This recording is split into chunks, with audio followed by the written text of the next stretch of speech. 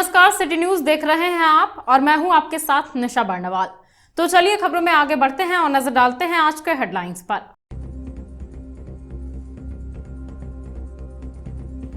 जिला परिवहन पदाधिकारी ने जिले भर में चलाया सघन वाहन जांच अभियान। बगैर अनुमति के गुजरात जा रहे 2 बसों को किया जब्त। इधर पचम्बा इलाके से भी 2 ट्रक और 3 ओवरलोडेड हाईवा को पकड़ा, किया पचम्बा पुलिस के हवाले। गिरिडीह जिले में 6 नए प्लास मार्ट का किया गया उद्घाटन। उपायुक्त व जेएसएलपीएस की सीईओ ने किया ऑनलाइन उद्घाटन। 2 नए उत्पाद की भी हुई लॉन्चिंग। फुटपाती दुकानदार व वाहन चालकों को कोरोना वैक्सीन लेने की अनिवार्यता के बाद वैक्सीनेशन सेंटर पर बढ़ा दबाव। काफी संख्या में सदर अस्पताल पहुंच रहे हैं लोग, नहीं लग पा रहा है सभी को टीका। और सरस्वती शिशु विद्या मंदिर में आयोजित हुआ सम्मान समारोह। प्रश्न मंच प्रतियोगिता के विजेताओं को किया गया पुरस्कृत। विद्यालय परिवार ने प्रतिभावान बच्चों को दी शुभकामनाएं।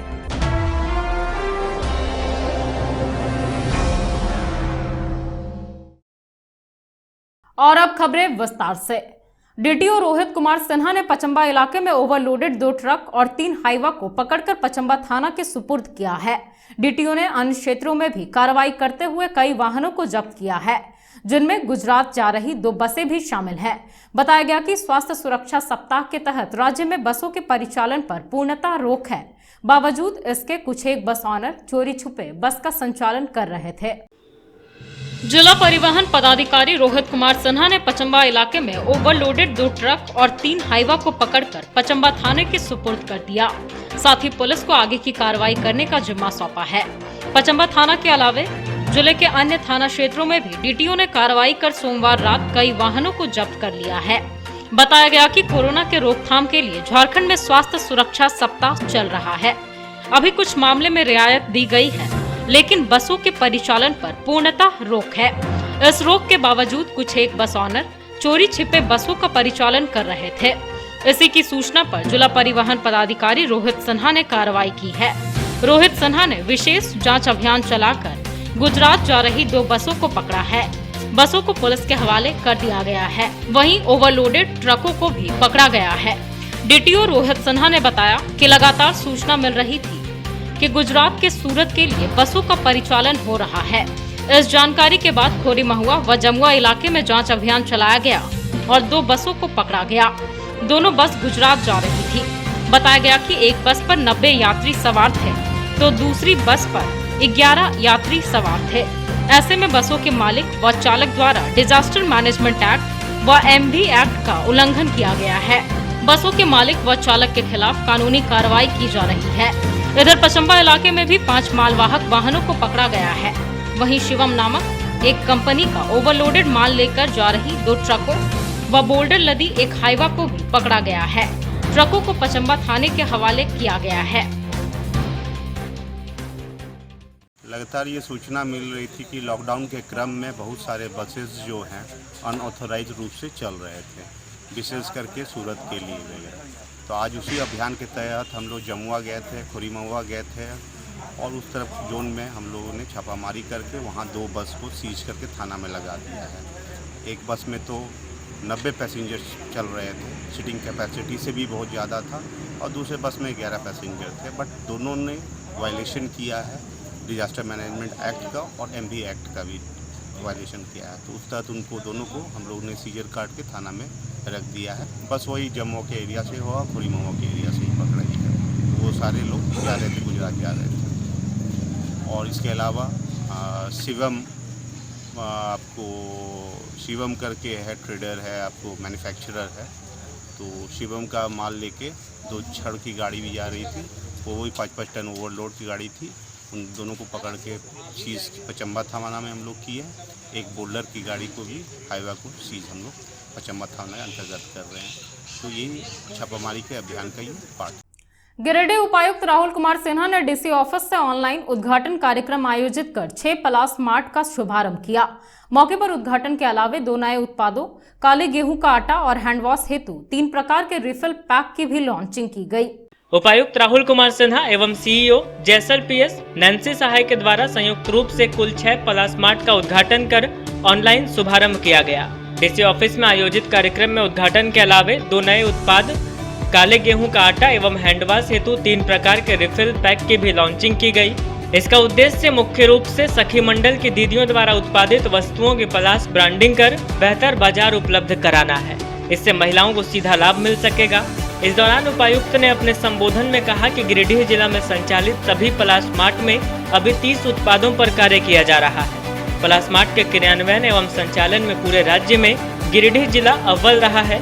गिरिडीह जिले में 6 पलाश मार्ट का शुभारंभ किया गया, जो गांडे, छोटकी खरगडीहा, डुमरी, गिरिडीह एवं बेंगाबाद प्रखंड में 2 स्थानों पर संचालित किया जा रहा है।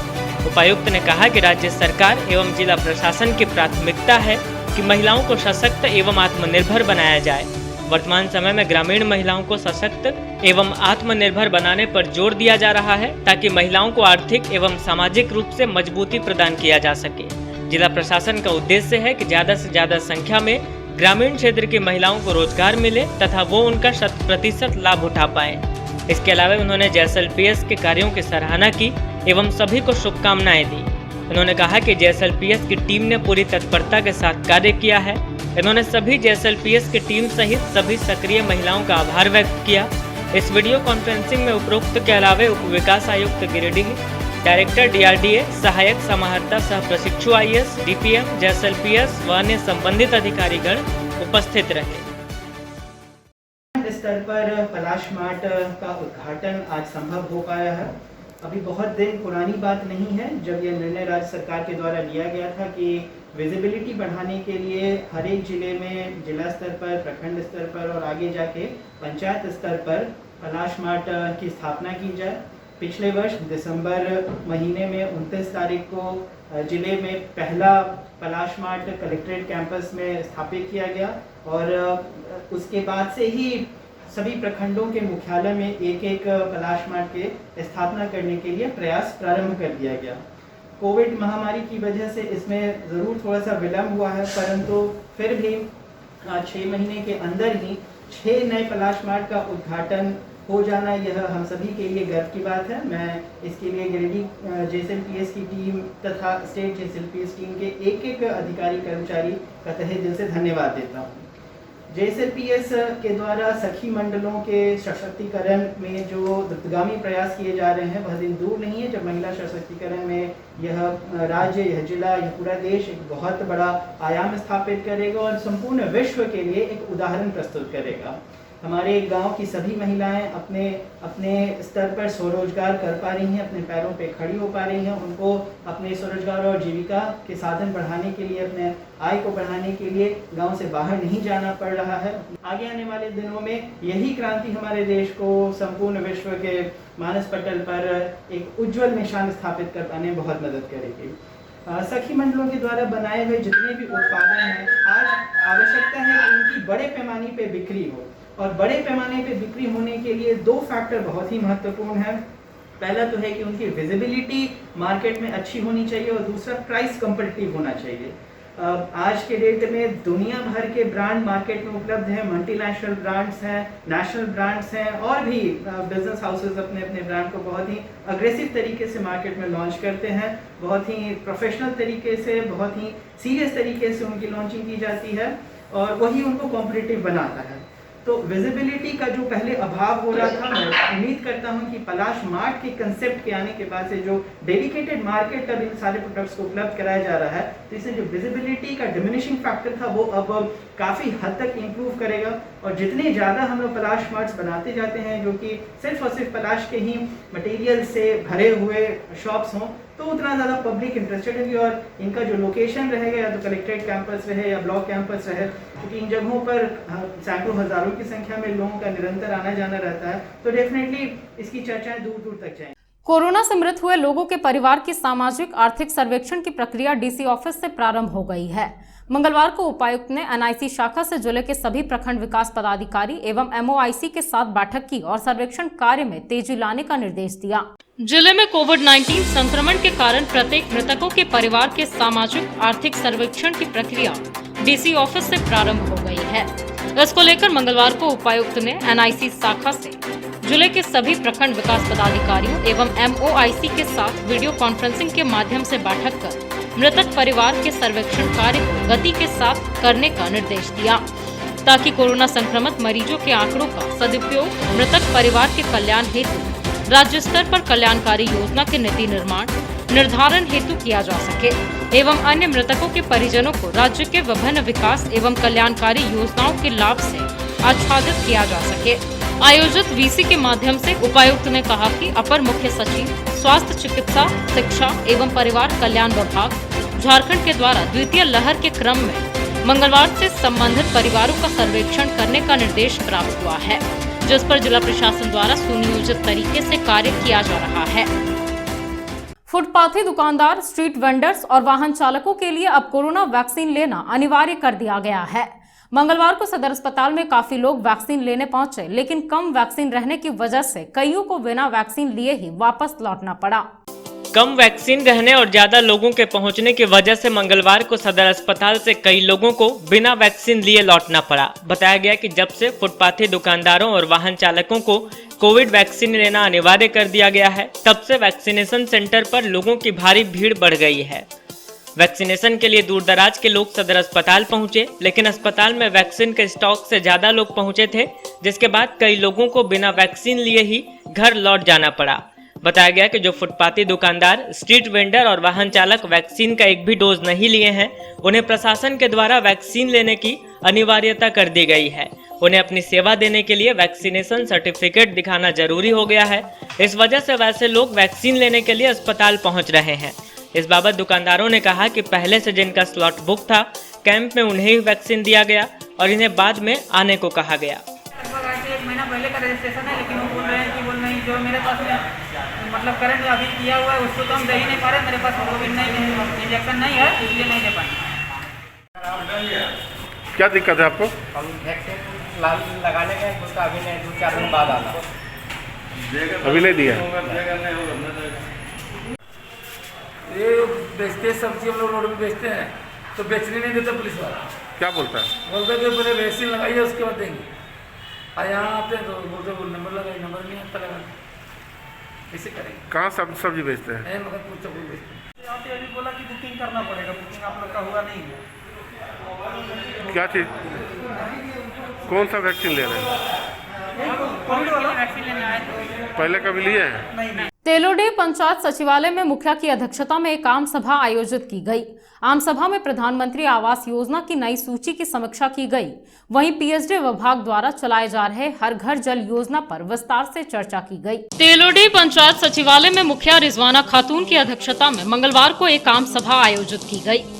आम सभा में प्रधानमंत्री आवास योजना की नई सूची की समीक्षा हुई।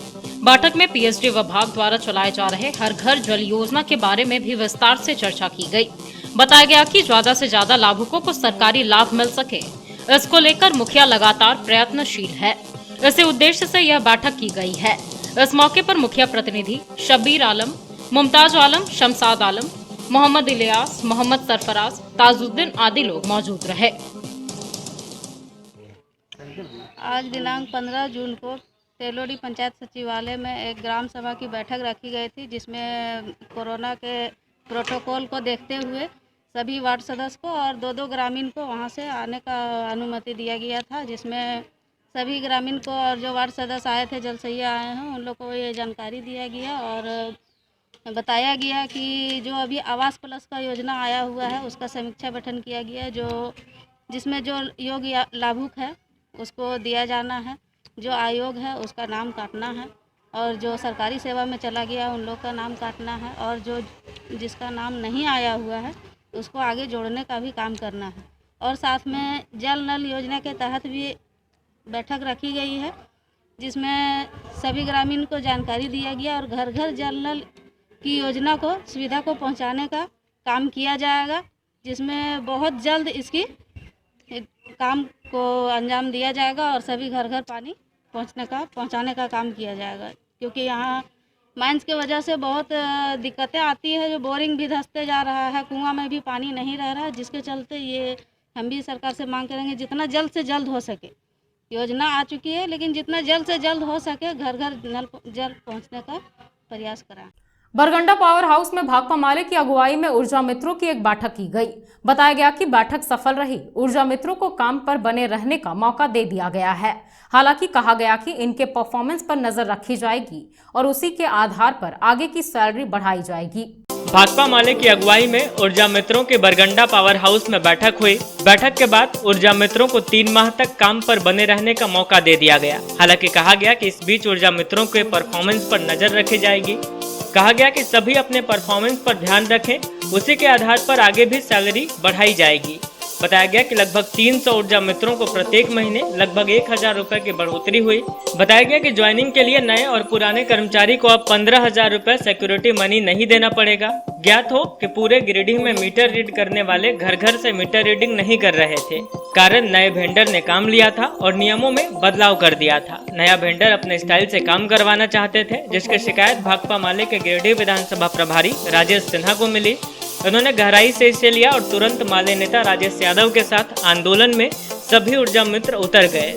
कई बार वार्ता हुई किंतु असफलता हाथ लगी। अंतिम में बंगाल और झारखंड के बड़े संवेदक ने आकर माले नेताओं के साथ ऊर्जा मित्र के सामने वार्ता की, जो सफल हुई, जिसके बाद सभी ऊर्जा मित्र कार्य में लौटकर काम करना शुरू कर दिए हैं।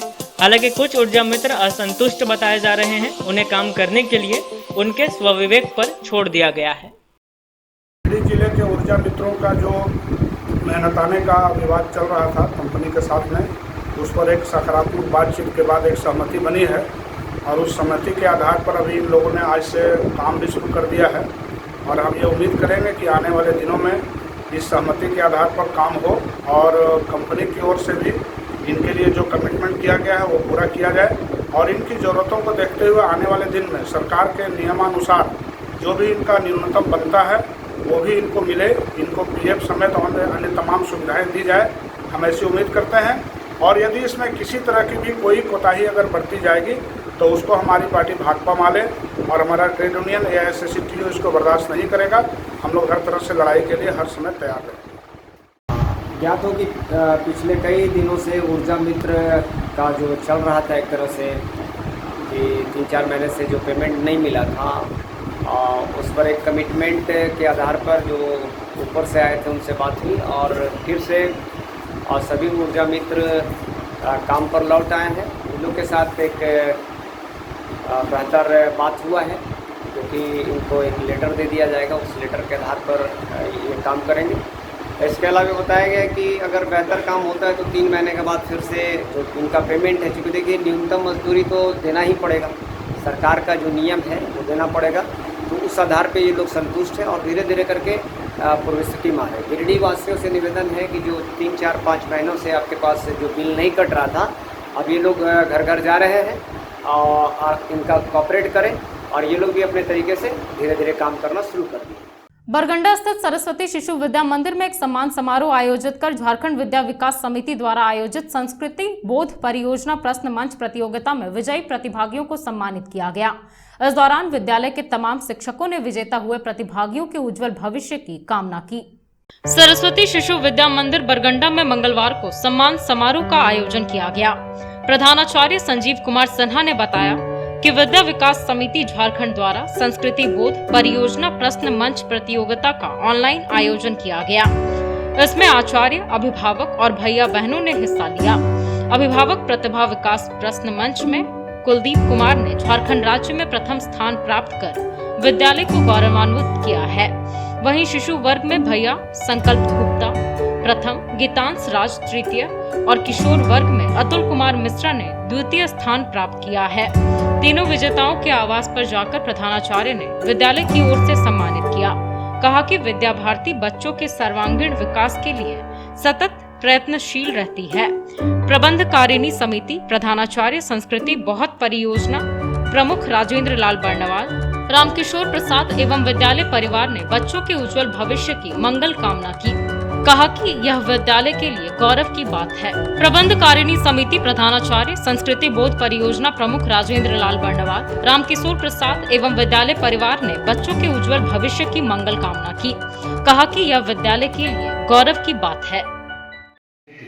संस्कृति बोध परियोजना में अपने विद्यालय के अभिभावक तथा भैया बहन काफ़ी उत्कृष्ट प्रदर्शन किए हैं अपने अभिभावक कुलदीप कुमार अग्रवाल जी पूरे प्रांत में प्रथम स्थान प्राप्त किए तथा शिशु वर्ग में और किशोर वर्ग में प्रथम द्वितीय एवं द्वितीय स्थान प्राप्त किए हैं। वैसे भैया बहनों के और अभिभावक के घर जा कर के अपने प्रांत की ओर से प्रांत के प्रतिनिधित्व के द्वारा विद्यालय की ओर से उनके घर जा कर के उनको सम्मानित किए। शीतलपुर का रहने वाला प्रेम कुमार गांव के पास ही सड़क हादसे में घायल हो गया। युवक के सर में चोट आई है। घटना के बाद 108 एम्बुलेंस से उसे सदर अस्पताल लाया गया, जहां फिलहाल उसका इलाज चल रहा है। शीतलपुर का रहने वाला प्रेम कुमार दास अपने गांव के पास ही सड़क हादसे में घायल हो गया। घायल अवस्था में उसे 108 एम्बुलेंस से सदर अस्पताल लाया गया, जहां उसका इलाज चल रहा है। बताया गया कि घटना में उसके सर पर चोट आई। बताया गया कि वह शराब के नशे में था। इसी बीच किसी अज्ञात वाहन ने उसे ठोकर मारी और फरार हो गया। ठोकर लगने के बाद आसपास के लोगों ने 108 एम्बुलेंस को फोन किया और इसे सदर अस्पताल पहुंचाया।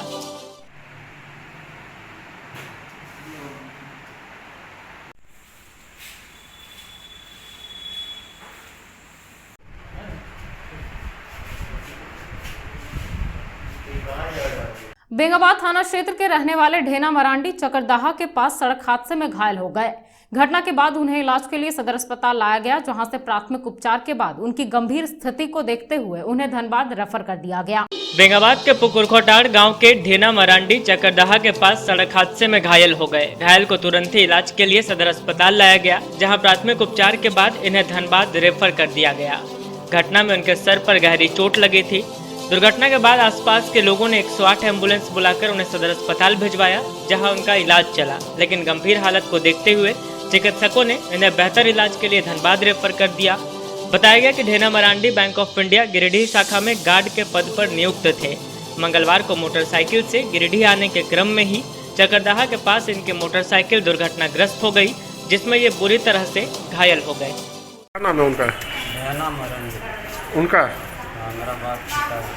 पिता का नाम क्या नाम है? कहाँ का रहने वाले हैं? घर कहाँ है? कौन सा थाना? थाना कौन सा है? कहाँ एक्सीडेंट हुआ? तो चलते चलते एक बार फिर नजर डालते हैं आज के हेडलाइंस पर।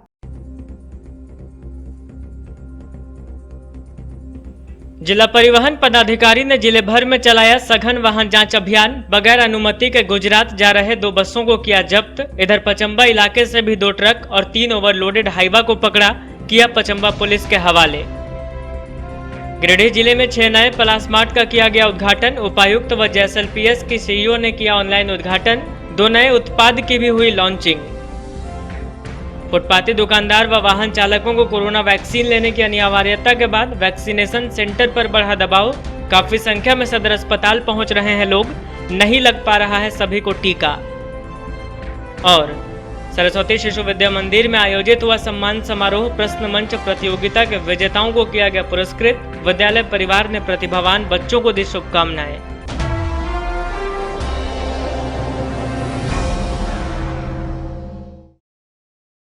तो दर्शकों, ये था हमारा आज का न्यूज अंक। आज के अंक में बस इतना ही। कल फिर होगी मुलाकात कुछ अन्य खबरों के साथ।